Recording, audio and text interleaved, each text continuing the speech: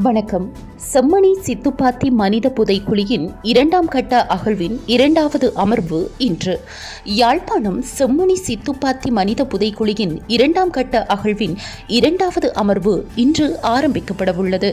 முன்னதாக விடயம் தொடர்பில் சட்ட மருத்துவ அதிகாரி மற்றும் தொல்லியல் துறை பேராசிரியர் ஆகியோரின் சமர்ப்பணங்களை ஆராய்ந்த யாழ்ப்பாண நீதவான் நீதிமன்றம் அகழ்விற்கான இந்த அனுமதியை வழங்கியுள்ளது.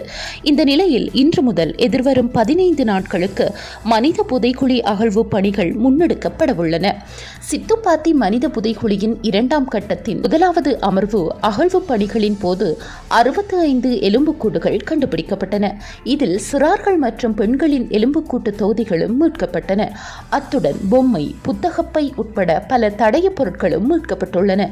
இதற்கிடையில் இந்த அகழ்வு பணி தொடர்பில் இறுதியாக நடைபெற்ற நீதிமன்ற வழக்கு விசாரணையின் போது செம்மணி சித்துப்பாத்தியில் குற்றச்செயல் இடம்பெற்றுள்ளதாக தொல்லியல் துறை பேராசிரியர் ராஜ் சோமதேவ நீதிமன்றத்திற்கு அறிவித்திருந்தார்.